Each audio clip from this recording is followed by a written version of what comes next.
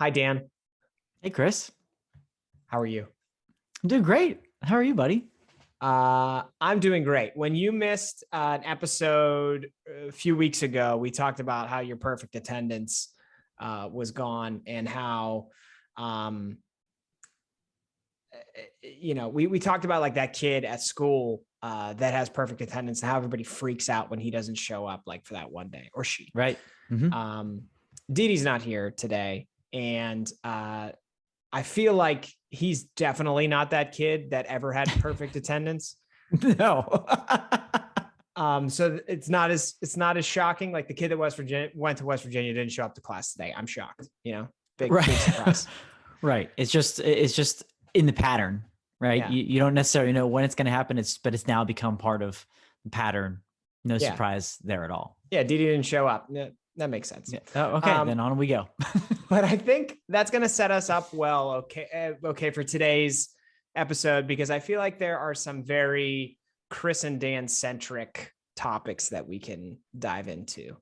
And we'll get into what the rundown of the show is going to be here in a second. But the first thing I wanted to start off with was something that I feel you and I are relatively passionate about. And if Dee Dee was here, he would hate this. So Perfect. Yeah, this is working out really well. But we're at the beginning of like long sleeves and shorts season. Absolutely, we are. Let's go. It is the first day of fall is when we are recording this, and looking at the forecast ahead in Western Pennsylvania, it's a lot of that. And I'm very excited. I already started with it today, and it felt right. It felt homey. It felt good again. Love it. Yeah.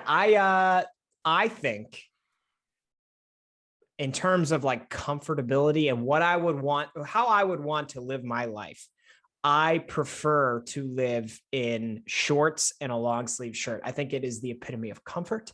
I think it is a sign that the temperature and conditions outside are the epitome of comfort. I cannot think of a better way to live than like low humidity, right around 70 degrees, even go into, the mid to upper 60s. Like that is my wheelhouse. It doesn't last very long. Well, depends on where you live. Obviously not everybody listens to this podcast is where we're from, but like where we're from, you're going to get like 4, if you're lucky, to 6 weeks of that. And then it's over. So it's time to cherish it.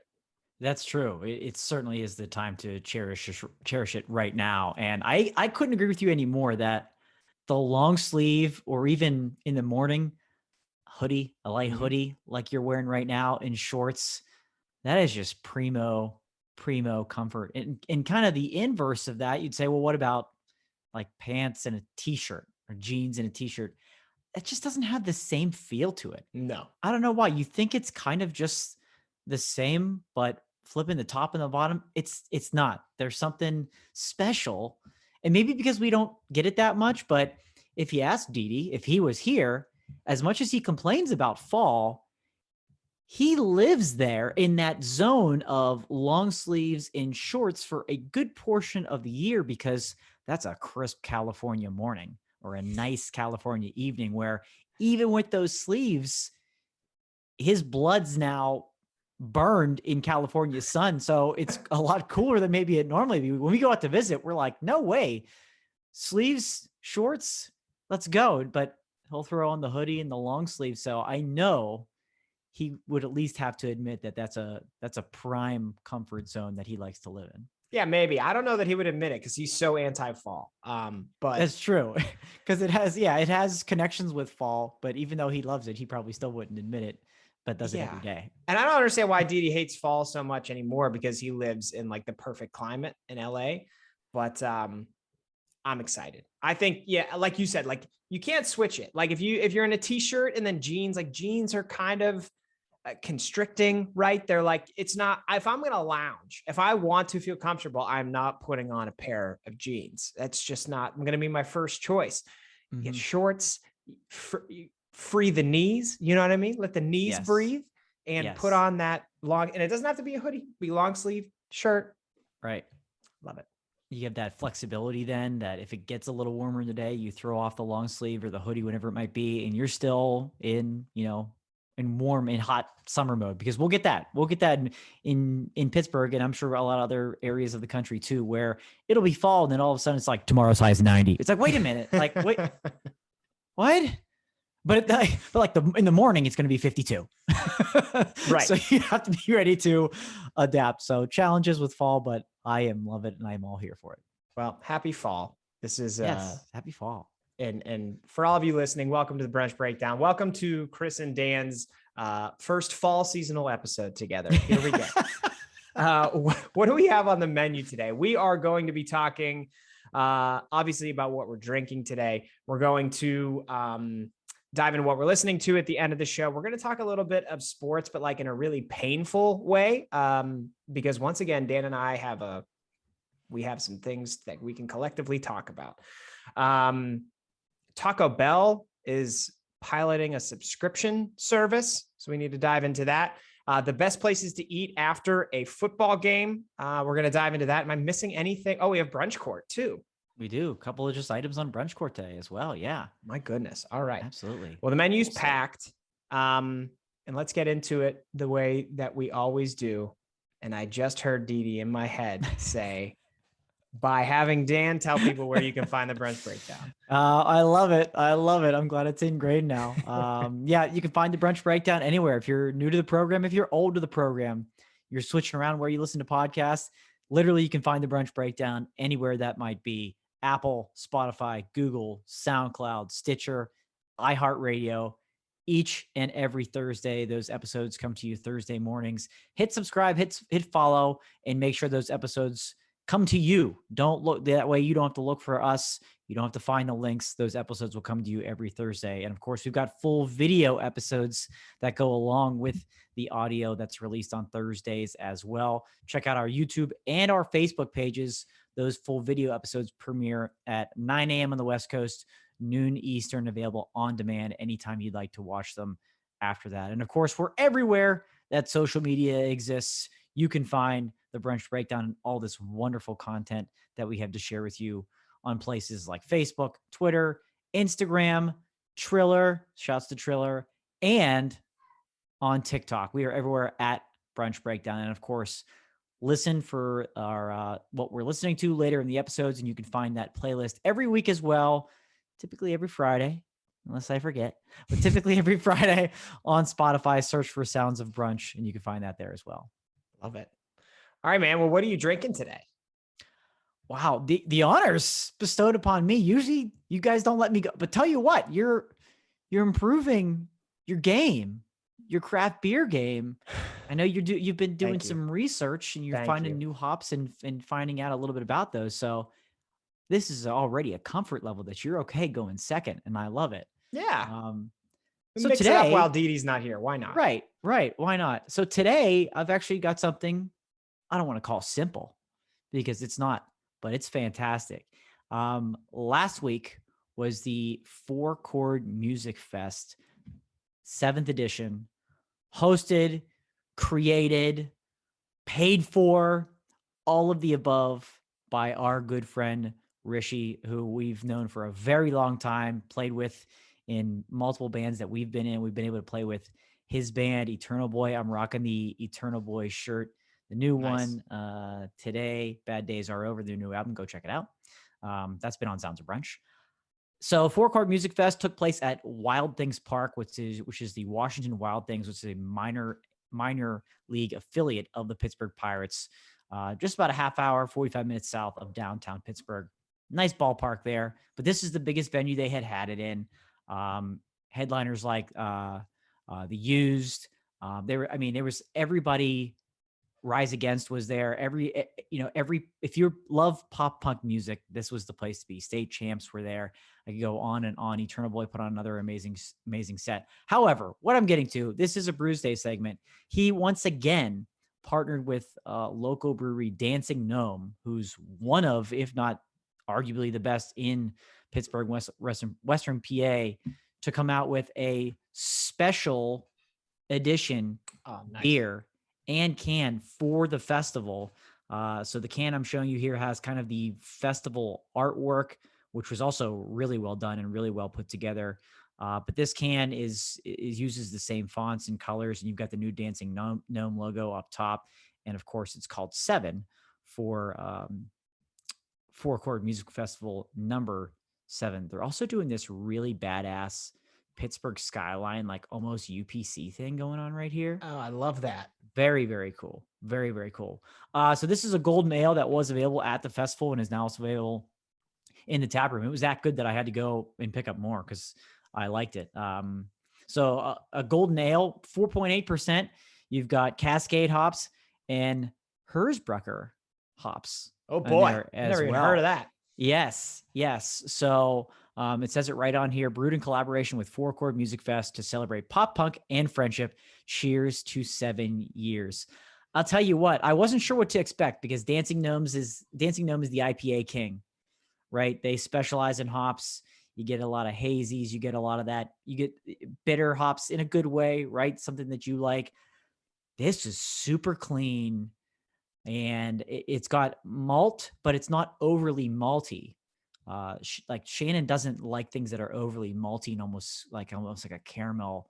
But even though, with an ale, you're going to expect some level of that, it was just super clean, really crisp, easily crushable. And at a 4.8, we did on a very hot Friday, mind you, but I had to get more of this. I love the can as well. It's something I'll be saving.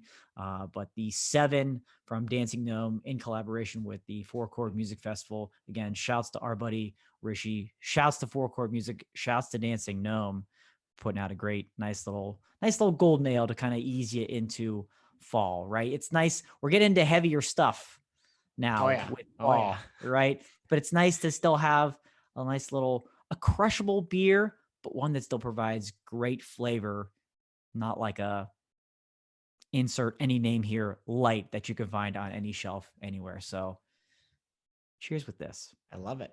That's awesome. How often do you end up saving cans? That's a great question. We have a collection of saved cans down in our garage. And if I were to ballpark it, we've maybe got between 20 and 25. So I think we were doing it more often at first, and especially during the pandemic where all we were getting was cans, right? That's all we could get. But now we're like, why did we save this can? Because you're either saving it for one of two reasons, at least we are. Either the beer is that phenomenal and that good, and it's something you probably won't be able to get, so you want to remember it, or the design. Yeah.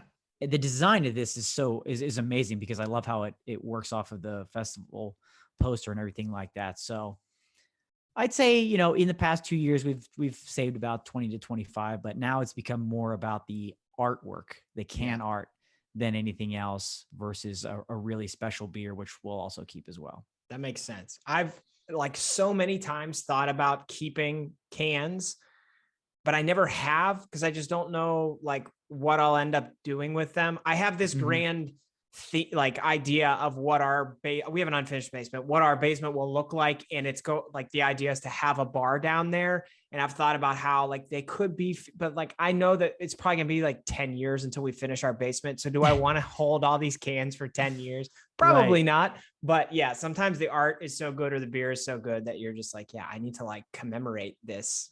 This drink exactly by saving the can. Kind of with you there too. It's there could be a project in the future where somehow all the cans are together as part of the bar, or I've seen people that have done just the label and then they do it as the bar top, right? Yeah. And the very cool things with that as well. So maybe one day for that, but it's been a new kind of a very cool thing to be able to collect some of these really, really fascinating cans and can art that they're getting more creative with. I love it. Nice. Well, today, Dan, I am beginning my transition here, at least for Brews Day, to go from the summertime type of beers to the more seasonal, getting into fall, seasonal beers for fall, Oktoberfest, stuff like that. And I'm already stocking up, but I wanted to, on this first day of fall, do another IPA. So indulge me here. I have had this can sitting around. I wanted to feature this for a while, and I've just forgotten. But I picked this up in Cleveland over the summer. I went out there for a family wedding, and we went to this brewery called Crooked Pecker. And 100% the reason we went there was because of the name. I was like, the beer may be terrible. I want to get a t-shirt that says Crooked Pecker on it, which I did.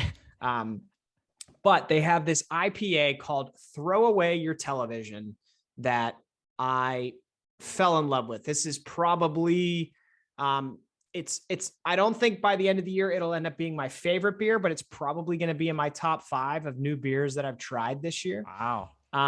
It is very much on the citrus side. You get like a lot of like grapefruity type of flavor when you down it. It's 7.7, so it's got a little bit. It got a little bit to it.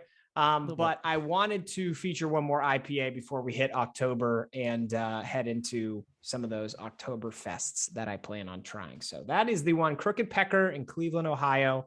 Throw away your television. They don't always have it available, but if they do, I would recommend swinging by, picking it up. It's a cool brewery too. They have a really nice outdoor setup where you can basically just like throw your own tailgate if you want to, which I'm a huge fan of. Ooh. So highly recommend. Nice. Very nice. I'm gonna have to add that one to the Cleveland list next time up that way. They say Cleveland has no value, Dan, but that's not true. There's a lot of breweries there. There are. That's enough of a, that's maybe one of the only or few, but yeah, well, it's still a very good reason. Shout out to all of our Cleveland listeners who I know are going to have an opinion about what I just said. Oh, come on. I know they're listening in their car right now. Come on. Well, Dan, cheers to Brews Day. Cheers indeed. We could dive into the episode. Okay, Dan. Once again, I'm going to let you go first here to get it off your chest, whatever you got on your mind today. Well, Chris, I think like I mentioned to you, I wasn't really sure what direction I was going to go here with get it off your chest today. Things have been good. I've been complaining a lot lately, and that's not my jam. So something that has come up though is we're in the month of September here, and it was just Shannon's birthday yesterday. Happy birthday.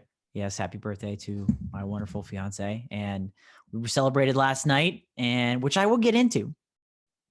But we celebrated, yeah. Saucy. To clarify that. Yeah. Saucy. Celebrated last night. Going to do some more celebrating this weekend and some family stuff. But it's real. I've realized now at this age and this stage in life that, multiple people's birthdays, when they overlap, sometimes you want to knock them out and celebrate them all at once. If it's family, whatever it is, or a couple of friends. And so we're getting together this weekend with my family to celebrate 3 birthdays. Oh boy. Shannon's, my oldest niece, and my brother-in-law. We're doing this again in early October to celebrate October birthdays, where it's like my other brother-in-law, my mom, and then like Shannon has some family who has birthdays in September. And I had this conversation with a coworker actually, where he knew that it's a fact that there are more birthdays in September and early October than any other months. And if you just do the simple math, going back 9 months, we're looking at, holidays, end of December, or Christmas, New Year's Eve. Yes. A big one. That is so this is just a heads up for people in the future. Chris, you're already a parent. I'll have to keep this in mind myself, but try to literally spread the love throughout the year a little bit more, because financially this becomes a very difficult time as we head into the holidays. There's just boom, boom, boom, boom, birthday. And it's like, right it's Thanksgiving. ahead of the holidays too. That's tough. Right into it. Damn. Right into it. And there's not enough of a gap there, because it's, again, having birthdays in September, October before holidays is fine. It's completely normal. But to be like front loaded right before the holidays is a little much and a little aggressive of trying to figure out what to get everybody. But then I'm always for these September, October birthdays, I'm always thinking about, well, what am I going to get them in 2 months? Right. For Christmas? And can I knock out both gifts? Do I need to get a list for both gifts now? And it's just a lot. This is fall. This is a great time to do fall things, fall festivals, football, tailgate. And now I have to schedule weekends around birthday parties. And I don't want to do that for the rest of my life. And I hope I don't offend anybody in your family, Dan, but I think at this point, the people that you mentioned are grown ass adults. Except for one or two. Yeah. Oh yeah. I guess there are some nieces in there, but yeah. But like for adults, I don't think you should have to, schedule birthday parties around the other things that you want to do, especially if it's like football games. You only get 12 of those a year. 6 of them are home games. You only get 6 of them. Yeah. It's just a birthday. Yeah. Right. They've done this 30, 40 times already. Yeah. So it's difficult to try to, the idea of grouping them together at this point in life is a good thing. Everybody's not getting their own celebration. Yeah. So that's good, but it's still, as well as Jim tried to do that in the office and it did not go well. It did not go well. Did not go well at all. You're right. That's a great point. In fact, we'll see how this goes on Saturday. Have you talked to everybody about the cake situation? Like, did they all agree on the cake? Right. I don't know. Yeah, this is a big mystery. And I think it has problems written all over it, Dan. I didn't want to get into it, right? Not my birthday. So, but again, let's just think about procreation in the future and not super load up on the fall. There's nothing like a good springtime loving session that you can, even out the calendar a little bit. My birthday's in May. It's halfway between, the holiday season. So it's nice, it's a great time to have a birthday. So just, keep that in mind if you could. It's funny. We actually talk about like birthday scheduling all the time because my wife and my dad both have birthdays that are like basically on Christmas. And so like growing up, I don't think my dad's on the 27th. So it's a couple days after Christmas. And I think like for him, he was one of 12 kids. I think like his birthday kind of always got lost in the shuffle with like all the other birthdays and Christmas happening. Yeah. So we always made it a thing to not like want to make his birthday special because I don't know that it always was. And I think my wife's family did that for her because she's the 21st and Christmas is just a few days after that. So it's like, you don't think, like you said, you don't think about that now, but like, maybe you should just think about how it's all going to play out over. Think about your future. Yes. Think about your future and the future of others. Yes. Thank you. That's a great point. The one little other thing I wanted to touch on, as I mentioned, I was going to get into dinner or to the birthday celebration last night. So we go out to dinner for Shayna's birthday. We go to Spirits and Tales in Oakland, in Pittsburgh. Now I know I'm getting a little bit more to the homegrown audience right here, but this is actually going to kind of segue into what you're going to talk about here shortly, Chris. And Spirits and Tales, 10th floor of the Oaklander Hotel, new hotel down there. Great views right across from Soldiers and Sailors. The food was excellent. The service wasn't wonderful. We were there for almost 2 hours and we had an appetizer and dinner, no dessert. We had a cocktail. Didn't need to be there that long. It was a little slow. And now, why am I calling out this restaurant? The reason I'm calling out this restaurant is because there was another group that was there that left probably about halfway through our time there. Large, recognizable group of gentlemen that were sitting a little bit further down. Yes, Pitt quarterback Kenny Pickett and the offensive line were there having their weekly dinner. That's why things were slow in the kitchen. That's why things were slow in the kitchen, because those big boys probably had them slammed and they're occupied. They have to focus. That's an NIL contract now that he has with that hotel and that restaurant, that he's there every week. He takes them there every week. He promotes it. Again, I was very excited to go. The food was great, but my man, Kenny, my man, I almost ran up to him and I was like, I can't do this. It was just unfortunate that the service wasn't great. So maybe Kenny and I can meet there and share some food, break some bread, and, I'll have better service the next time around. But I'm trying to support him, trying to support the restaurant. but those big boys must have just slammed the kitchen. They call it the Hogs dinner. So you can imagine how much food gets ordered at the Hogs dinner. Right. Yeah, exactly. Probably more than an entree per person at that one. Yeah, probably just a little bit. Well, Dan, you're right. That segues well into what I want to talk about and get it off my chest. Because I think, and part of me is happy Didi's not here for this. Part of me kind of wishes he was here for this. Right. I think that life as a casual sports fan has to be way better than the life of a diehard.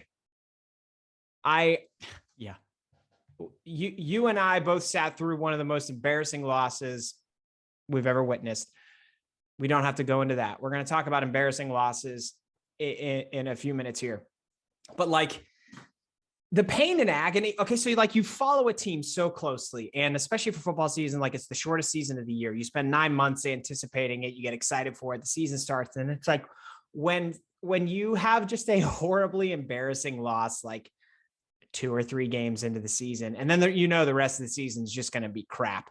Mm-hmm. It's, as a casual fan, you could just be like, whatever. But like as a diehard fan, it wrecks you. And I know that neither you or I, with our team here, Pitt, I know that we can't pull back and just become casual fans. So I'm not too late for that. Yeah. I'm not suggesting that that's ever going to happen. I mean, I am wearing a Pitt shirt while I am wholly embarrassed about what happened just a few days ago. So I know that I can't change. I know it's not going to change, but like, I think about all the other sports that I watch. Like when I watch the NBA, I just like watch it and I see a few things that happen. I'm like, oh, that's really cool. And then that's it. I watch a Penguin game and I'm like, my blood's pumping the entire time. Then 9:30, we end up losing in a shootout. And then I'm supposed to go to bed. Like, no, that's not, you know what I mean? But like, and then like I watch the other college football games or like the NFL. I watch the NFL and I just watch the games and it's entertaining. It's fun. You see some cool shit happen and it's just like, whatever. I think we picked the wrong life is basically what I'm trying to say. And and part of the reason I wish Didi was here is because I suspect I've always gotten the impression that Didi is like more on the side of being a casual fan than a diehard, even though he has teams that he roots for. Mm-hmm. And maybe next week he can tell me if I'm wrong or not, but like he has some teams that he roots for, but I feel like he's much more easygoing about everything that happens. And I just wish I could be that way, but I can't. Yeah. And I would love to know how he's that way because he watches as much as we do. He grew up watching as much as we do. He was in the business similar to how you were. So there was always a connection there. So I think you're right though. I think he's probably not super casual, but he maybe leans a little bit more casual. I think maybe he gets over losses easier because of who he roots for. Maybe that's really what it comes down to. But then shouldn't we get because of Pitt, shouldn't we get over losses? You'd think we'd be used to this by now. What's the main difference between the three of us? Because all of us have like a horrible team that we're passionate about. Yeah. I think it's expectation. And especially with college sports, it's like every year you wipe the slate clean and there's some level of expectation because there's so much level of uncertainty, not with just even within your own team, because you've got a bunch of new players each and every year in college, right? You don't necessarily have a lot of that in the pros. You have some turnover, but you've got full, graduating years coming in and out of a college team. And there's that same uncertainty with every other team you play. So there's still any team could beat anybody on any day. Yeah. You don't get the Chiefs or when the Patriots were dominant, they weren't upset every week. They weren't must-see TV because, some garbage team could beat them, but that can happen in college football. And so I think we look at our team and we look at the schedule every year and we're like, this is what can happen. This is what can happen. Yeah. And there's just a level of expectation of competence, maybe. And apparently that's unreasonable apparently that's too much. And when that doesn't get achieved, it wrecks and it has a wave of an effect, not just within that day, but the next day and bleeding through into the next week and the next game. And it does have a rippling effect into the entire season. Yeah, I don't think we can get out of it, but I would kind of love to know what that mindset is like. But to be able to witness something like that, do you go in with no expectation or do you go in with no knowledge? Like I'm sitting there with Shannon and she's like, are we supposed to win this game? I'm like, yes, by a lot. And then we don't. And she's like, well, this isn't good. But I'm like, my life isn't good. So there's a big difference there. Dude, yeah, like so many people I know are full on depressed this week, and I'm somewhat there with them. But like it's so funny we keep going back to Didi and he's not here, but like he doesn't have no knowledge of the teams he roots for. Right. So it has to be a mindset thing, but I just don't like, I don't know how do you change your mindset when you're passionate about team? I just don't know. Maybe I'm crazy. I don't know any other way to operate than like being fully invested in it. And when they lose, my life is over. It's a problem. And it's something where I think we're certainly stuck with for the rest of our lives because it's not getting any easier. I thought maybe when we were young and growing up, and that's just, we didn't get tastes of championships necessarily, early on, like a Boston fan where they're just used to it.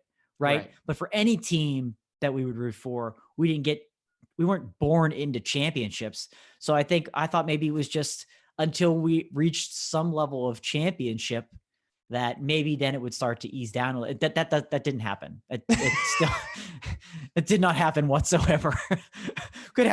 Every team could win the same year with City of Champions again, college pro, but then like we lose to somebody we're not supposed to the next year. I'm like, what's going on?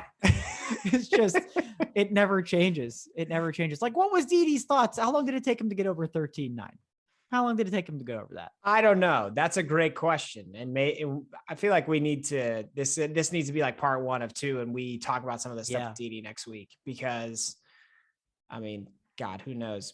Pitt could lose to New Hampshire this weekend and we might need to have this same conversation again, but I don't know. I mean, I know he wasn't happy, but I don't know, like, was he devastated? Did it ruin his week and like ruin his interactions with other human beings for at least a week? Right. I don't know, but that's what it would have done to me.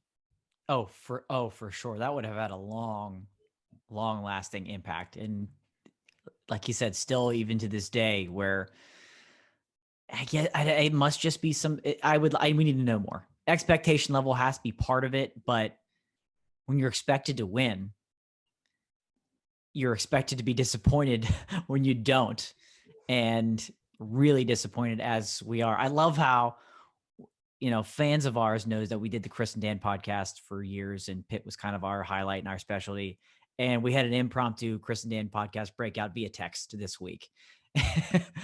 and we had to. It was like for mental health. Yes, because that's what we used to do each and every week. But,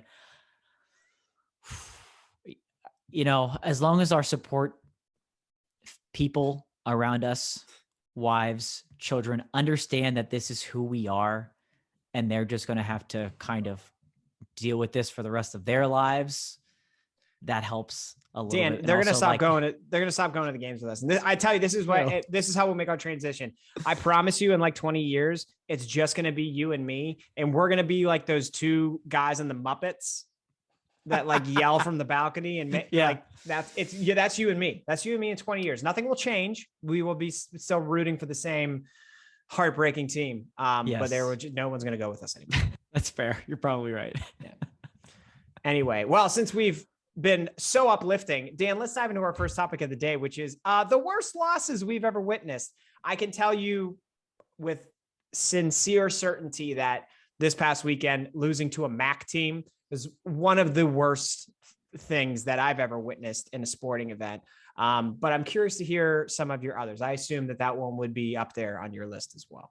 It's no doubt on the list. That one, I don't know if I'll ever forget, especially just the specifics of what went on. Some of those games, they last with you, but there are certain moments and specifics about the game in general, and that one will have its fair share to remember for a long time. Yeah, I've got a couple here because we're doing this based on in person, right? So that even has that Right. extra level of layer. Naturally, we're both there this weekend. One of the first ones that came to mind, and so like upsetting and heartbreaking. There's a fine line, right? You can be both, but one might be more than the other. So this one might. Heartbreaking is worse than upsetting, right? Yes, I would think so. I would think like so. Upset, you're just like angry. Yeah, heartbreaking is like devastated. Yeah, and there are different levels to that, right? Yeah. Like Pitt was supposed to win this game by a lot this weekend. They didn't. That's heartbreaking. This other one of the earlier ones probably in my life, was in 2002, Steelers Patriots AFC Championship game at Heinz Field, where the Steelers were finally starting to see success and make it, deep into the playoffs. The first we had seen kind of in our lifetime. We had made it to, Super Bowl 30 in the 90s and things like that. But this was really when they started to turn the corner again early in the 2000s, and they had a chance to win it. And I was there. I was so excited to be able to go to a game of this caliber, right? I don't think I'd actually been to a game in person in any sport at that high of a level. The AFC Championship, you win, you're going to the Super Bowl. And you have all those thoughts like, if we do win, are we going to go to the game too? Go to the Super Bowl. And the Steelers were winning that game in the second half. The Patriots took the lead. They had multiple chances to come back and win that game. I think they lost 24-17. So it was within range. And Lawyer Malloy intercepted the ball in the final few minutes there to eat up the clock. And I stayed sitting in that stadium until it was just about empty. I could have counted the amount of people in that stadium literally on two hands that were still sitting in their seats at the same time when that game was over. I believe it. I remember that game vividly. I may have put a jinx on the Steelers for that game because I remember, and I'm not going to say how, it's not important how, I may have acquired Bill Belichick's phone number, and I may have left some inappropriate voicemails on his phone. That's true. I'm guilty as charged with that as well. So that certainly didn't help. And we know it was his. We know it was his phone. It was his. There's no question. We heard his machine. Hey, this is Bill. Or this is Bill. Yeah. Yeah. I'm on to Cincinnati.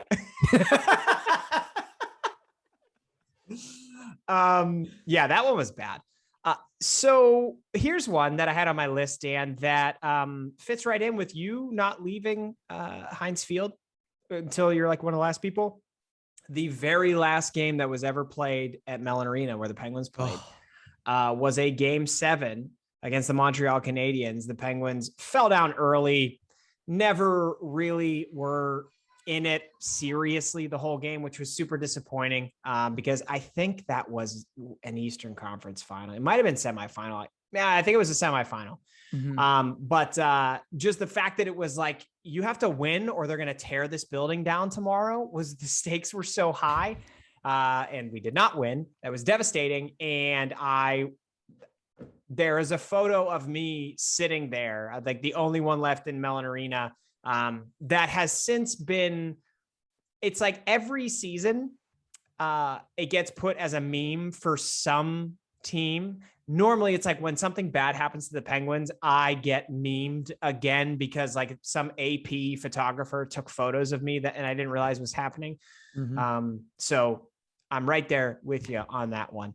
And to pair with that, another one in that same building, seeing the Penguins lose in Game 6 in the Stanley Cup final and watching a different team hoist the Stanley Cup on your own ice was like, I guess that's probably in the heartbreaking category. Yeah. Because you couldn't be disappointed because it was such a great season, but like, that's the last thing you want to see is the other team raise the trophy in front of you. I had that on my list too. 2008 Stanley Cup Final, Pens and Red Wings Game 6. Yeah, that was, and because it was hard to leave. Yeah. Even though the game's over, the season's over, the other team wins, Detroit wins, and they're gonna hoist the Stanley Cup in your building. I don't know if it made it better or worse to stay there and watch that. You know what I mean? Yeah. Because it's like, it's history, but it's also ripping at your heart even more. That's not you. That's a great point, because like how many people can say in their lifetime that they saw the Stanley? I mean, it's the greatest trophy in sports. How many people can say they saw the Stanley Cup get lifted and skated around the ice for a set? Like you can't. So like, even though you lose, most people stayed because you don't get to see, nobody gets to see that in person. But then like, you're just devastated the entire time it's happening. Yeah. It's such like that was a weird situation to be in. Yeah. Yeah, it was. It certainly was. So yeah, I had that on my list too. So let me go to another one. I'm going to go back to the gridiron. Chris, this one's close to you as well. I don't know if you had this one on your list because we were there together. The 2005 AFC playoffs at Heinz Field, Steelers Jaguars. Oh man. So Dan, I put this out there on Twitter asking about like, ask people what were the worst losses you've ever seen. So many people replied and said that game. Did they? Yeah. Because that was brutal because Ben Roethlisberger had been injured. And so Tommy Maddox was in at quarterback. The Steelers were still favorites in the game. The Jaguars rallied late into the game to tie it up to take it into overtime. And then Tommy Maddox, we were sitting in the end zone, up in the high seats in the end zone, had a great view of it. Tommy Maddox throws an interception, pick six. The game is over. It was just, I'll never forget that one either. I think that was Ben's rookie year, but Tommy Maddox, that was his last game as a Steeler. I'm pretty sure people trashed his lawn. Oh yeah. It got nasty. It got nasty after that. It sure did. So it was, that one was just absolutely, absolutely brutal. The way it had happened. And then to a team like that you're again supposed to beat. Yeah. Yeah. That one was brutal. The last two that I have are both at that same stadium, Dan. 2009, Pitt, Cincinnati. Pitt had a chance to go to a BCS Bowl. We're up 14, or I guess they were up 13 to start the fourth quarter. All was well. And then, of course, it ended horribly because we kept kicking to this guy named Marty Gilliard, who every time we kicked it to him, he would return it back for a touchdown. And then in fourth quarter, we still didn't stop doing that. And it was just terrible. And then this one is just random, but I had to throw it in there. There was a game in, I think it was 2014. Pitt fumbled 5 times in the first quarter on homecoming. And I left before the second quarter started. That one, that sticks out to me as one of the worst, probably the worst sporting event I've ever attended, just because it was ridiculous. And that is, in fact, an NCAA record. No other team has fumbled 5 times in one quarter before, except for the team that for some reason we are diehard fans of. Again, we're just there to see history, apparently, whether it's the Stanley Cup or 5 fumbles in the first half, whatever it is. I remember that the Penn Cincinnati game I was watching at a B-Dubs. And yeah, I haven't been back to that B-Dubs ever since. I've got 2 more on here as well. One, probably just because it was, I'd say recent. 2017 isn't all that recent, but as I get older, I'm hoping I'll start to forget about this game. Pitt, North Carolina. Every game that Pitt, North Carolina play is absolutely miserable, but this was a 3rd-string quarterback that came in, and Pitt and UNC hadn't won a game, and I think over a year. It was when they were really, really bad. And I feel like it was a Thursday night because they always seem like a Thursday night, but I don't remember. Trying to black it out. That was just an embarrassing one to sit there and witness. And then the other one, this one's more, probably along the heartbreaking lines was, I'm going to go to PNC Park, going to a stadium we haven't been to yet, because there's not a lot of heartbreak there. There's just anger, I guess. Pirates, Giants, NL wildcard 2014. This was the year after the Pirates had made the playoffs for the first time in over 20 years, whatever it was. So this was the second year, the second time back into the playoffs. And so the expectation level was a little bit different, where we're not just happy to be here. We are, but we're hosting this game at home. So they're supposed to win. But Madison Bumgarner like threw the most ridiculous game of his life, and the wind just sucked out of that stadium because it was so emotional. Still, the year before with Cueto, that was intense, and I wasn't there for that moment, but we watched that one together. But I was at this game against the Giants, and it was just so devastating not to be able to do anything against this guy. And we're finally in the playoffs. We don't know what's going to happen next year.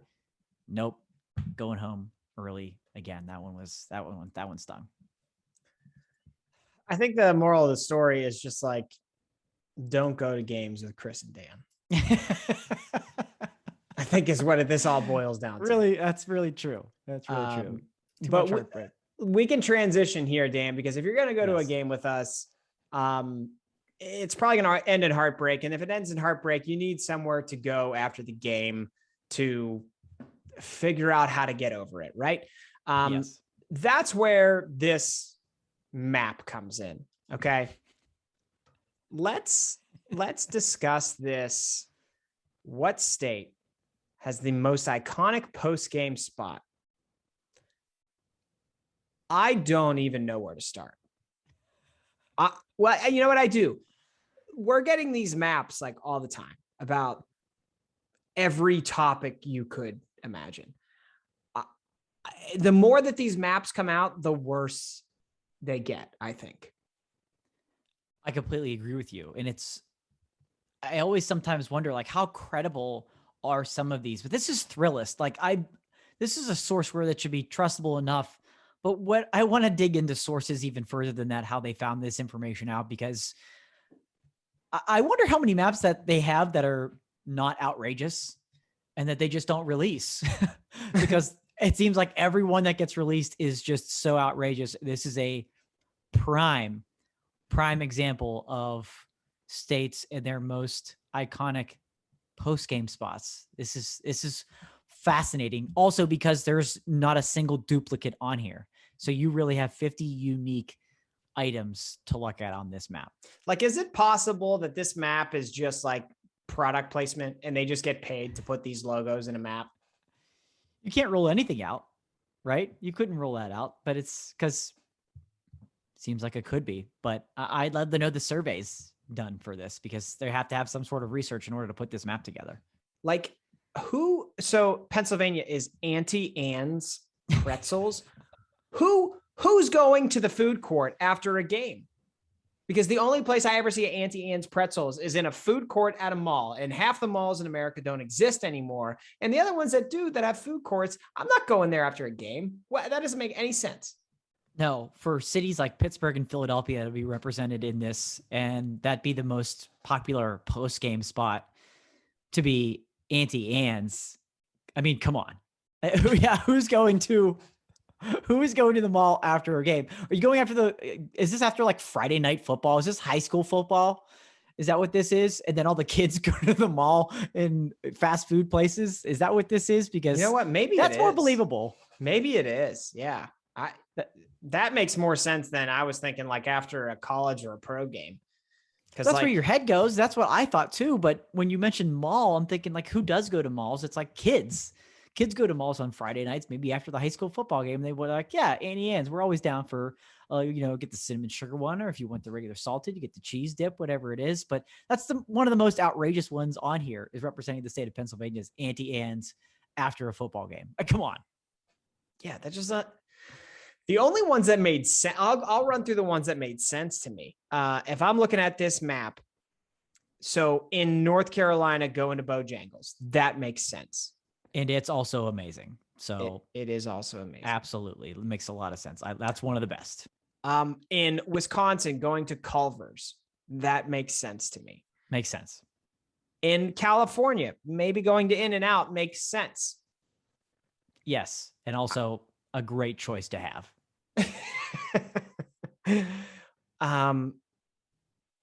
But I like beyond that. Who in it? Well, maybe if you're in Arizona, it's so damn hot, you go to Cold Stone. But like, Yeah. Yeah, there's a couple on there those that are strange. I don't hate Popeyes after a game at LSU down in Louisiana, or after the Saints, or because the Superdome catches on fire, so you can't stick around for the concession. So you got to rely on post game dinner and go down to Popeyes. So I don't hate that. I mean, how like stereotypical is Kentucky has KFC? Kentucky is Kentucky Fried Chicken. Right. Do they really love it that much down there? I mean, I know it's originated and everything, but it's just one of those things you never know. What's it actually like in Kentucky? Is it a big thing? Is it a big deal? And apparently so. Some of these are really stereotypical. Like Massachusetts is Dunkin' Donuts and Washington is Starbucks. Right. Okay. Those are hard to believe too. And you're pretty limited on what you can get at those places after a football game, which is usually later in the day. Yeah, you're not going to get coffee at like 8 p.m. No. Or hell, 11 p.m. One of the weirdest ones to me is like, are people, I think that's Iowa. Are people in Iowa really flocking to Panera Bread after football? It's Missouri. Yeah, it's Missouri. That's a great one. Yeah, Missouri has Panera. There is no way. There's no way. Is that people that health conscious in Missouri that they're like, I'm gonna go get a nice salad or just a nice sandwich with, an apple. That's what I want. I think we have a lot of data that suggests that no, they're not that health conscious. No. The last one that stuck out to me was I lived in Oregon. Maybe I'm an idiot. I have never even heard of Papa Murphy's Take and Bake Pizza. So for what it's worth. I think I've heard of that because of a job I used to have. They were a sponsor it had to be for Oregon. I can't remember I know we had Oregon. I don't remember if we had Oregon State, but I think they were a sponsor of one of those two programs. Interesting. Chris, I don't know. Yeah. There are certainly places on here that we haven't heard of. I mean, other very popular, right? I think Oklahoma is Sonic. Nebraska. Is that Nebraska? That's Pizza Hut. New York is Sbarro. Which is nice. A New York slice. Get myself a New York slice. That makes sense because that's Michael Scott's favorite New York pizza joint. Yeah. Like again, there's no way that's real, right? I don't know. Five Guys in Virginia. South Carolina is Denny's. Okay. Alabama, or I'm sorry, Georgia is Chick-fil-A. Yeah. Maybe believable there. Illinois is McDonald's, Indiana Steak and Shake. Ohio is Wendy's because of course it is. Michigan, Domino's, all big chains here. But another one that stuck out to me is North Dakota. Because I looked at this and I said, what the hell is Space Aliens? And I did a little research, as I hope the people did that put this map together. There you go. And the best way I can describe Space Aliens is, does Chuck E. Cheese have alcohol? Can you get beer at Chuck E. Cheese? I could not answer that question. I don't know. I don't remember if you can. My gut was telling me no, but it's like Chuck E. Cheese with a bar. So like Dave & Buster's?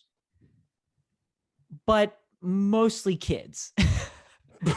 So it's kind of designed like if you remember the movie Toy Story, the pizza place there that was kind of space themed, and that's where you got the space toys out of the claw machine, whatever. So it's kind of designed that way. And then they have like some arcade games that are focused and targeted towards like younger children, kind of like in Toy Story and kind of Chuck E. Cheese. Like, I don't know if they have the ball pits and stuff like that, but the kind of the arcade games. So not quite towards the Dave & Buster's audience, but then they also have a bar and like a draft beer and stuff like that. And of course they're known for their pizza and they have barbecue there as well. It's super weird. And there's actually only 3 locations, period. So somehow that's the most favorite one after going to a North Dakota football game is, hey, see, it's Space Aliens. Well, you got to understand, Dan, there's only 3 of them because there's only like 700 people that live there. That's true. It doesn't take much for that to you become don't- the most popular spot. That's like three's probably an advantage, actually. Yeah, three's a lot per capita. Yes. Yeah, this Yes. This is one of the weirdest maps I've ever seen. Yeah. But let us know what you see that sticks out. That's bizarre. But also let us know wherever you live, whatever state you're in, hit us up at Brunch Breakdown. What's your go-to post-game spot? I know there's a lot of local places that people like to go to, but clearly this is more something that has a bigger footprint. Maybe you like to go get a New York slice at Sabara, or you like to go get I think they're calling it a loose beef sandwich at whatever the place was, Made Right in Iowa. I love me some Iowa, but they didn't represent well in this map at all. So let us know at Brunch Breakdown. Fun fact, actually, maybe this isn't fun. This is probably actually embarrassing for me. For whatever reason, whenever Pitt would lose, which is frequent, I would my comfort food was mac and cheese. I think I remember you. Yeah, that I remember, especially back at the Green Tree apartment. It was right. You had you were ready for it. But then when we moved to our house, when we get off the highway to come to our house, there's a Blaze Pizza, and so then we changed, and for a while there, we were picking up Blaze Pizza. That was our post game spot. Get Blaze, take it in the car, take it home, and eat it at home. Okay, that's good. Shout I don't out know if LeBron. I have a go-to. I'm more like so angry that I don't even know. I don't want to make that decision. And I'm just like, you decide.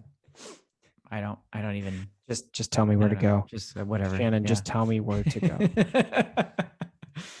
She's at least gotten used to that. So yeah. Interesting. Okay. What's next, Dan? Do you want to dive into this Taco Bell one? Yeah, let's definitely do that. Tell the people what Taco Bell's up to. So no good. That's about it. So Taco Bell is trying out a subscription service through their Taco Bell app. Okay. And so with this subscription service, you can purchase a pass, and the pass ranges from $5 to $10 a month, depending on the location of where you live. Okay. It's a test right now. It's a trial in 17 locations around Tucson, Arizona. It's going on right now through November 24th. And so with this pass subscription service for, again, $5 to $10 a month, you can order one crunchy taco, one soft taco, one spicy potato soft taco, or a Doritos Locos taco every day for 30 days straight. So you get your choice of one of those items for free. You can do it 30 days in a row for an entire month, and you get that item for free. Naturally, it's enticing you. Who's going to Taco Bell for one taco? Literally nobody. So it's an incentive for you to go there and spend more if you're getting a free item every time you go there, limited once per day for, again, $5 to $10 a month. So what do you think, Chris? Is this a health aside? Is this a good business idea for Taco Bell? Health aside, you and Didi now are so used to me talking about this is going to kill you. So yeah, right. We know that's where you. Yes, that is bad for you, but business.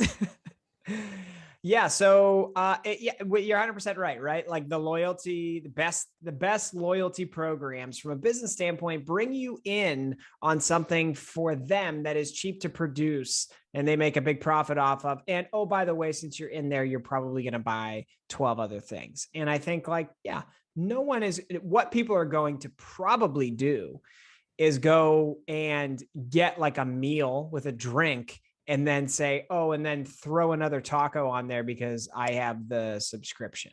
That's what I think people are going to do. It's gotta be, because again, no one's going to Taco Bell and getting one or two tacos. You're getting a meal, you're getting a drink with it, and you're just adding on that bonus extra taco. So the price range of those tacos is a little over $1 up to $2.39.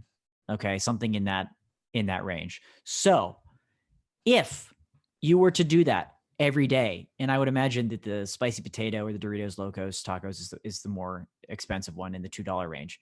If you do that every day for a month, you could save up to $71.10 in savings in free food with just, again, $5 to $10 a month. It's a really genius deal. And I think, but I think there's a threshold, right? For any of these things. Because if you're going to pay $5 to $10 a month, I think you have to go 6 times in order for it to pay off. So as little as 6 times, up to 30 to save you $70. If you do all 30 and save yourself $70, you better take that $70 and go buy some fruits and vegetables, please. Yeah. Because or that's your gym. That's your gym membership right there. $70 a month. In fact, 2. That's 2 gym memberships. Go to both. If you save that $70, shoot me an email, chris@chrisgatesfitness.com. Let's talk. Yeah. So like, but that shows you, based on their prices, what they sell these tacos for, you can save money. But like at the end of the day, what it costs Taco Bell to produce one taco is pennies, which I know you said health aside, but that should tell you something about the food quality that you're consuming. It's just a bad situation. But I think this may, because I read the article and it said like, some other companies have tried this and they've canceled it after like 3 months, 6 months, whatever. I think Taco Bell has like a rabid enough following that this may work. You're right. Because in the article it mentioned Burger King had tried it and they bailed on it. I think Panera had done it and it lasted for a good while. Yeah. Because theirs was like, free coffee was part of the program. But you're right. People love Taco Bell. Yeah. They are fiends of Taco Bell. And they have such a strong enough following that if this will work, it will work. And they've done the math. And exactly what you were saying there. If you're the extremist person and you go 30 days in a row and you save $71, what that amount cost Taco Bell was probably like 20 in the 20 to 25 neighborhood. Yeah. Right. And guess what? They are making up that 20 to 25 on all of those additional purchases that you made in addition to the free taco that you weren't originally going to make. Right. Because the average person who visits Taco Bell on a consistent basis is getting some type of Mountain Dew. And there you go. Part of the package. Yeah. Right. So I'll be interested to see, if this pans out long term. I think it really could, based on what you said. But it had me thinking, what other chains, if we're going to keep this in the food neighborhood, what other chains should have a subscription service like this that you would be willing to pay for a small fee? And it's a little tricky, right? Because this question maybe has some layers to it, because you can't say, the giveaway, whatever the free item is, can't be a big item, right? They're giving away one kind of limited style of taco. So what would you be willing to pay for? Like the first one that came to my mind is like Starbucks. If I'm paying Starbucks a subscription fee every month, but what am I getting something for free every time I go in there? Maybe it's like maybe they have it's like a small. Yeah. The tall, they call it the small, the tall, it's tall. Yeah. Is maybe that it's like that, a hot coffee, a hot, tall. I think that's what Didi thinks he is based on our discussions earlier today. Maybe it's that, or maybe it's a food item. It's a cake pop, something like that. It's got to be something small that's just part of it, right? Do you have anything that comes to the top of your mind? You could say the same thing for Dunkin' Donuts, right? That I don't know if they're giving away a donut every day. Maybe a donut holes. Yeah. I like that. But what's at least something that you think you could seriously consider being worth a subscription price? Well, I think like most fast food some of like the fast food giants like Burger King, McDonald's, Wendy's, they all have dollar menus. So they could probably put anything from their dollar menu on a subscription service like this. Cause once again, like it's just like Taco Bell, the price for them to produce a taco or the price for them to produce a just regular cheeseburger is so low that like you're paying $1, but they're making more than, double what it costs to produce that. So they could probably, I think any of them could go that route with just about anything on that dollar menu. Yeah, no, you're right. That it makes sense for a lot of these. And I wonder if, I guess with Burger King's, it failed, but I could see this working out for McDonald's if this works out for Burger King, certainly. And back to the coffee thing, I think it's possible because, it's relatively inexpensive to produce coffee and you're paying way too much for it. But I wonder what percentage of people at Starbucks and Dunkin' Donuts get just a regular drip coffee. No special this, no special that.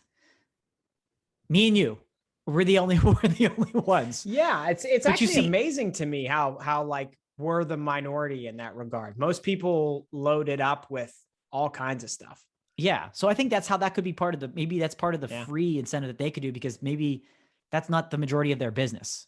And so they're getting those people that got the macchiato with sugar and Dee Dee's apple crisp latte and whatever that he loves. But if you're getting a free coffee, there's a reason there too. Yeah. Maybe I thought about Chipotle. Oh, I have one for Chipotle. You have one for, okay. I thought you might go there. So I'm going to let you go first on Chipotle. What are your thoughts? I mean, it's like any Mexican restaurant you go to, the chips are free. So they could bring you in with like chips and they could probably, I feel like most people hate their queso. So maybe they do like, if you're a subscriber, do chips and guac or queso, not both. Right. That would bring a lot of people in. And like their bags of chips are decently sized. Yeah. Yeah. I'm surprised they haven't. I feel like they've done sort of promotions with that, but I think at a subscription service, especially because you can order on the app, that would be pretty heavy incentive for a lot of people. Chipotle, you're welcome. Hit us up. We use code Brunch Breakdown. People would flock to it. Take it. Bojangles. Throw in a free biscuit. You'd have me there all the time. Right? That's so easy. Yeah. Dan would drive to Beckley, West Virginia just once a day just to get that biscuit. It's true. I don't care what the subscription fee is. That's an easy one for me. Yeah. Bojangles free biscuit. That's a good one. I like that one. Yeah. But yeah, these are tough. These are tough, right? Because like I said, you have to have an item that's at a low cost that you can give it away. You mentioned the fast food giants there, but any others there? If anybody else has an idea, also hit us up at Brunch Breakdown. We'll trademark it and we'll sell it. Yeah, let us know. I think the other thing is just like I mentioned it before. I know this is not part of Taco Bell's setup right now, but like they could also give away Mountain Dew because they're not paying a lot of money. Oh boy. Because if you get a free Mountain Dew with like a subscription, people aren't going to come in just to get a Mountain Dew. They get the Mountain Dew with like a party pack of tacos, right. Like, that would bring people in. That's another thing to consider. Genius. Yeah. I love it. So let us know at Brunch Breakdown. What would you pay a subscription service for? And what's that free item? I would love to. Interesting. Good luck, Taco Bell. Yeah. Good luck. All right, we got a couple of Brunch Court items, Dan. Let's hit these up quickly here. Do you have a preference on where we start? Because as always, virtually all of the Brunch Court debates that we have come from, I don't know where Dan finds these, but he does. So they come from Dan. Yes, let's start off with I'll call it the brunch special. If that one doesn't give it away enough. So this was a couple weeks ago, actually. I've held on to this one, but it was National Chicken and Waffles Day. One of my favorite days of the year, a couple of weeks ago, right? Because favorite. Do you celebrate, Dan? Do you celebrate? I do. I celebrate. I love it. My favorite brunch dish of all time, chicken and waffles. And so the good people, our good friends at Eggo and the good people at Incognito teamed up to bring you the limited edition chicken and waffles bundle. As you can see here, if you're looking, you can see the package here. If you're listening, wherever you're listening, we'll kind of describe it to you. It's just a big Eggos box with kind of going right down the middle, and you get packages of frozen Eggo waffles, and you get the frozen Incognito chicken, which they spell CHICAN' because it's actually vegan chicken tenders. Now the Eggos aren't vegan, but they're just trying to team up for a good reason, good support here. And it's going to do good things for Incognito for people that haven't tried it. So Chris, initial thoughts when you saw chicken and waffles bundled here together with the vegan chicken and an Eggo waffle? I think it's a great idea. I want real chicken. I'm 100% with you. I'll also admit that this is probably the only way you're getting me to buy anything Incognito. Right. Have you ever had Incognito before? I haven't. Neither have I. I haven't, but I would try it in this setting since it's bundled together. I mean, the picture just looks phenomenal, fantastic. But you're right. I need real chicken. But at least you can know you're not eating the healthiest waffle in the world. So at least, go vegan chicken to balance it out. Sure. Well, for whatever that's worth.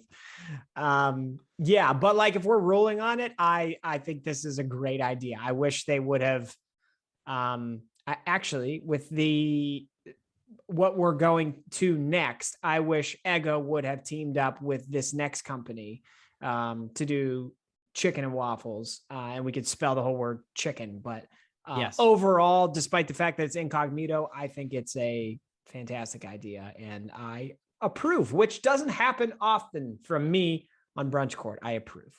No, and I was surprised. I didn't think you were going to be okay with this. So chicken and waffles, we celebrate, approve this as well. Of course, you're going to get the approval from me, even if it's vegan meat. I'm all for this. More chicken and waffles combo items.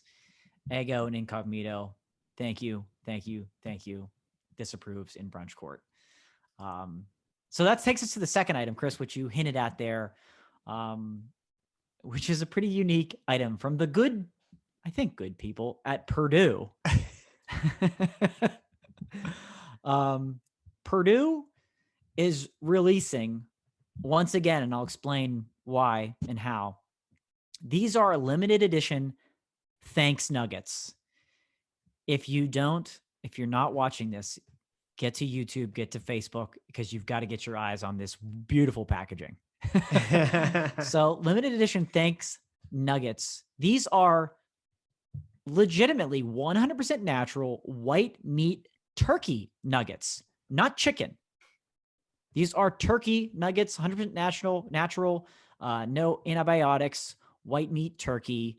And they have a sweet potato breading, making it even a little bit more unique. However, we are still talking nugs here, which means you can do what you want with them. And they are in the shapes of turkeys and drumsticks. So, Chris, love to get your thoughts here too. Purdue limited edition Thanks nuggets. Now, they released these, they released these online last year, a limited batch, and they were gone in 3 minutes. And so now they're actually releasing them to the public to be more readily available. The trial run went great, I suppose. So what are your thoughts on turkey breast nuggets with sweet potato breading? I think 3 minutes is quicker than the macaroni ice cream that we did. Yes, exactly. Oh boy. Okay. Imagine pairing these with some macaroni ice cream. You get your turkey, you get your mac and cheese, you get your ice, you get your whole Thanksgiving dinner taken care of. Okay. I think this is interesting. I appreciate the attention to detail with the shapes. in my household, we buy the Purdue chicken nuggets in the shapes of dinosaurs because my daughter loves that. I think this is going to be the first time ever, Dan, that I've gone 2 for 2 with approving. I just think it's unique and kind of cool, and I'm sure a lot of people would like it. And I feel like I would probably try these too. Like, what's wrong with this? I love turkey. I love chicken nuggets. I probably would like turkey nuggets, and I love sweet potatoes. So, yeah, I'm here for it. Wow! Breaking news, ladies and gentlemen.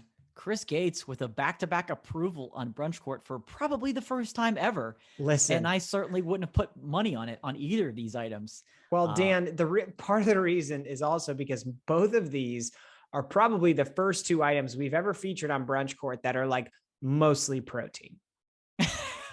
That's true. That's true. I'm not sure we'll ever get that special again. That's for sure. Yeah, we're getting all the holiday things right now. We get a lot of holiday candy coming up. I can't wait in the next couple of weeks. We're gonna have so many taste tests, dude. I'm so excited. Yes, we certainly will. For these, the shapes freak me out a little bit. Just a little bit. The one in the shape of a turkey, I don't want to know the mold that I had to go into. Now, when I was a kid, there was a brand called Weaver that had Weaver chicken nuggets, was in a blue box, and they came in the shape of like drumsticks, and I loved it. And so kind of some nostalgia there for me with the drumstick shape. So that one I'm okay on. I think if these were regular breaded turkey nuggets, I wouldn't really care or want anything to do with them. But the sweet potato breading, that's what's reeling me in. I'm super intrigued. You know, it's real turkey. There's no fillers in this, right? No rib meat and that shit that you see on every chicken nuggets packaging. No antibiotics, but the sweet potato breading, it's already getting me in the mood for Thanksgiving. This is a nice little taste test on your way up. You have a Thanksgiving every Saturday. This can be your post-game treat after you go, right? You have a little taste of Thanksgiving. Yeah. Building up to that day. Instead of going to Auntie Anne's for a pretzel, give this a shot. Give these a shot. So I approve on these as well. Wow. Clean sweep on Brunch Court today. I didn't think we'd ever see it happen. No, that's a first. We'll have to see if Didi agrees with us on these 2 items in particular. I know he loves himself some chicken and waffles. These might freak him out a little bit, but there we go. Look at that for Brunch Court today. I love it, man. Fantastic. 2 for 2. Let's go. Fantastic.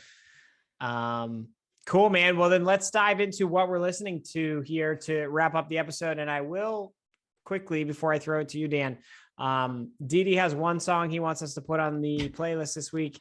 It is Florida University. And the reason is because in the song, they say F you. They say F you because Didi is mad at me for him suggesting that he is the best looking one on this episode. So Florida University will be on the playlist. Dan, what are you listening to this week? Yes, indeed it will.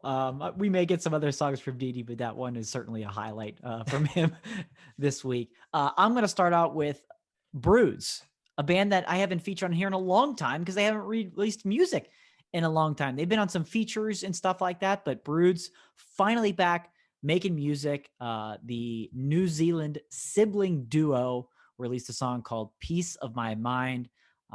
It definitely has that kind of typical Broods sound, which is kind of this pop and synth forefront there. It's upbeat. It's catchy. It was actually co-produced by Carly Rae Jepsen, believe it or not. So you know, certified banger. Let's go. Right. So it's the first song off their new upcoming album, date TBD, but super excited that Broods is back in the mix. Super excited that Carly Rae is a producer on this thing, but Broods, Piece of My Mind to get started. I like it. Shouts to Carly Rae. Yes. My first one for this week, the band Real Friends, one of my favorite bands, put out a new EP called Torn in Two. I've already put a couple songs from that were pre-released on our playlist. They're called Nervous Wreck and Storyteller. Storyteller is by far the best song on this EP. I would suggest you check it out. The whole EP is very good. I'm going to put the song Spinning on the playlist this week. I will say, Dan, though, that this, it's taken me a while to realize that this is what you need to do when bands have members that change, and specifically when bands have lead singers that change, is when the next release comes out, just consider it a new band. Just say like, this is a new band in the genre that I like, and I'm going to give it a try. I did that with this EP. I liked it. If I would have been trying to compare it to previous Real Friends, and I will here in a second, it would have gone, I maybe wouldn't have liked it as much, but I think the EP is good. It's not the same, doesn't need to be the same, but I'm going to put the song Spinning on the playlist this week. That's a great point. I've actually seen a couple bands recently that have had that. Mayday Parade, they were at the Four Court Music Festival. Same thing, different singer. So you kind of have to look at it differently. So that's a great point, that new band, don't expect the same. Yeah. So I like that a lot. Next up for me is going to be Halsey. I can't believe that none of us put Halsey with her album release just a few weeks ago on the playlist recently, but we absolutely need to do this. I finally had a chance to fully dive into her new album. If I Can't Have Love, I Want Power. A couple of songs are on the radio playing already, but it's just really, really solid, really good. It's edgy. It's a little different. It kind of crosses genres a little bit, even between songs and from song to song, but it still kind of tells this story throughout. I definitely encourage people to check out the whole album, but songs like Girl Is a Gun, I'm Not a Woman, I'm a God, that's on the radio a lot right now too. Really, really great tracks. Two of my favorites there, but I think I'll put You Asked for This on the playlist this week from Halsey. That one's kind of got a little, I don't want to say grungier, a little more alternative sound to it. Not typical if you don't expect a Halsey, pop radio hit with that one there, but yeah, great album from Halsey, and put a couple of those on the playlist. Nice. So I want to go back to Real Friends because a couple of things made me think of one of their previous albums. Their album, Maybe This Place Is the Same and We're Just Changing. One of my favorite albums of all time, Dan, because of the listening experience of that album. And we talked about this in the past, how like there's so many songs that get pre-released before albums come out now that like you don't have that full album experience of listening to the entire thing cover to cover. Or if Kanye puts one out, it takes you a month to listen to it. I want people to listen to this album. Maybe This Place Is the Same and We're Just Changing from Real Friends. I'm going to put the song Summer on our playlist this week because it's my favorite from that album. And I want people to hit that and go over and listen to the entire album. And also you get to hear the difference in sound and vocals of Real Friends from their original frontman, Dan Lambton, to what they are now. So it's kind of like a before and after. I like that. Very cool. Real Friends also at Four Chord Music Festival. Loaded lineup. Our man Rishi is just not messing around anymore. Last one for me is from an indie pop group named Blocks, spelled Bloxx. They released probably two of my favorite songs back in the year of 2019. They had two of my favorite songs they released that year. One was called Headspace and one was called Sea Blue. And they are finally back releasing new music. They released a single called, they released an EP called Pop Culture Radio, which sounds like the Brunch Breakdown. But so it's a great theme track for us. But a song off of that called Magnet is super catchy, really, really great vocals, great guitar lines in there as well. You hear the instrumentation, even with some of the newer age technology that people are using with electronics and synth and stuff like that. So I'm a big fan of this band. Kind of still in early stages of their career, I suppose you could say, but great to have them release new music again. So Magnet from the band Blocks. Nice. That sounds good. All right, man. My last one is the band, new band that I've kind of just discovered. Their name is Go for Gold. And the song Step Out. They released this single in August, so not that long ago. They haven't put an album out since 2019. Where they have an album called Daydreamer, which is also quite good. A pop punk band from Arkansas, Dan. Interesting. You don't hear that often. You don't get that all the time. So we're going to give them a little bit of play this week, and hopefully everybody enjoys them. Very cool. Very cool. Yeah, I like that. Cool, man. Well, yeah, we'll see what songs Didi wants to put on there. He's probably still sifting his way through Donda. So maybe some more Donda or Drake.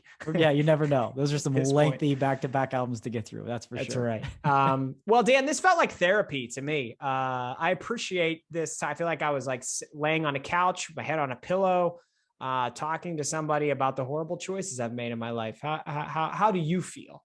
I feel better. Yeah, I feel the same way. We started low and we ended up getting, towards the positive at the end there. A lot of food covered in this episode, but we've gone through a big range of emotion through all of that. So yeah, this was what I needed. This is just what the doctor ordered. Come to think of it, now I'm wondering if because we started in such a depressing place, maybe that's why I was so open to turkey nuggets. Wow. Could be. I'd hate to make you do that every week, but no, we're not doing it every week. But stay tuned for next week, because if Pitt loses again, you're going to hear a lot more of this. That's true. Dan, nice work. Everybody, thank you for listening. This has been the Brunch Breakdown. See ya.